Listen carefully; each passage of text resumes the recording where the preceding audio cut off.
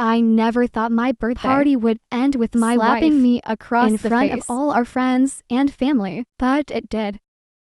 And in that moment, when her palm struck my cheek and I hit the floor, I knew something had shattered. The music stopped. Gasps filled the air. Someone dropped a glass, the sound shattering against the tiles. Like my illusion of a happy marriage, I didn't move right away. My cheek burned, but that wasn't what stunned me.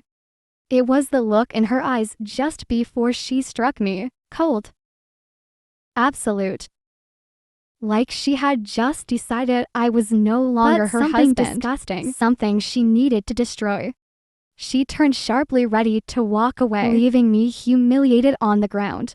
But then something inside me twisted. Not anger, not sadness, but something darkly amused. A chuckle escaped my lips before I could stop it. She froze mid-step. The color drained from her face. Because she knew she had just made a mistake. Hours earlier, the night had been perfect. Laughter filled our home. Friends toasted to my 32nd birthday. My wife Emily had planned the whole thing. The decorations, the catering, every detail was flawless. She kissed me in front of everyone, whispering happy birthday, my love. For years we had been that couple. The one everyone envied. We traveled together, laughed together, shared everything. At least that's what I thought. And then my father-in-law arrived. Now my relationship with him was strained, to say the least. William never liked me. He made that clear the first time we met. You're not the man I choose for my daughter, he had said with a polite smile. Still, I tried for Emily. I thought after 5 years of marriage, he had finally accepted me, but tonight was different. He barely acknowledged me. No handshake, no birthday wish. Just a glance. A knowing glance. I ignored it. I drank with my friends, kissed my wife, enjoyed the party until I saw them. William leaning into Emily's ear, whispering. Her fingers clenched around her wine glass. Her face changed softness, vanishing into something sharp and unrecognizable. And then she turned to eyes locking onto mine with an emotion that made my stomach drop. Disgust. I didn't have time to process before she strode toward me, lifted her hand and crack. Everything I thought I knew shattered. Lying on the floor, I watched her back stiffen as my chuckle echoed in the silence. And then in the quiet, I spoke. You should have asked me first. Her breath hitched. A flicker of doubt crossed her face, but she quickly masked it with anger. You're a liar. Her voice trembled, whether with rage or I couldn't tell.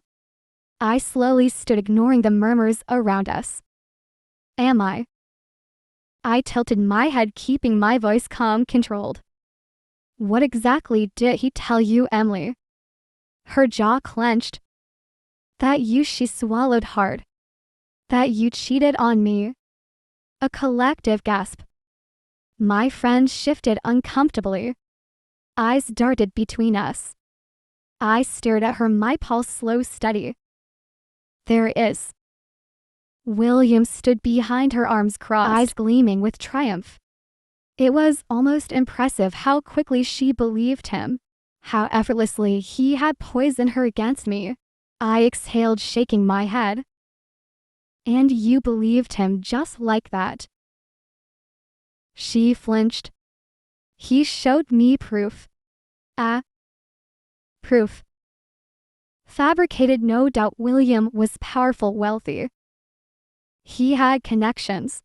He could manufacture lies as easily as breathing. I stepped closer, lowering my voice so only she could hear. If you had asked me, I would have told you. He's been trying to destroy our marriage since the beginning.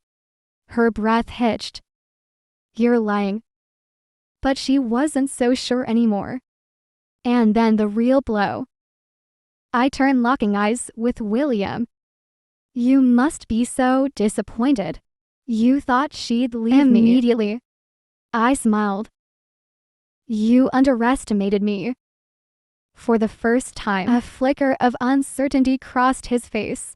The crowd was no longer watching me with suspicion. Now they glanced at him. Doubt. The seed had been planted. Emily's hands trembled. Her mind raced, replaying every conversation, every warning her father had ever given her about me. And then something cracked. Her fingers curled into fists as she turned to him. You planned this, didn't you? William's expression darkened.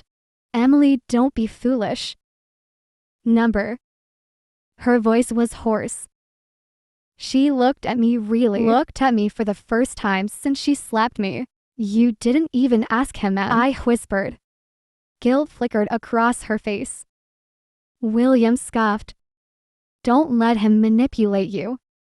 I sighed, running a hand through my hair. You know what's funny? I looked around the room. Every single one of you assumed I was guilty. None of you even questioned it. I chuckled, shaking my head. What does that say about all of you? Silence. Emily's face crumpled. She reached for me, but I stepped back.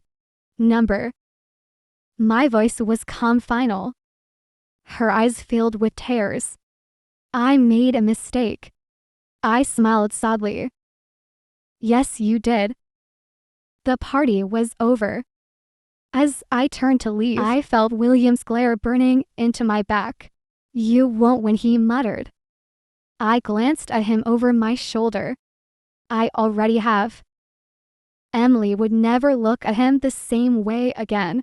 He had spent years trying to break us apart. And in one reckless move, he had ensured that she would never fully trust him. And as I walked out the door, I knew this was the beginning of his downfall. As for Emily, she would have to live with the consequences of the choice she made in a single moment of blind faith. And me, I would be just fine.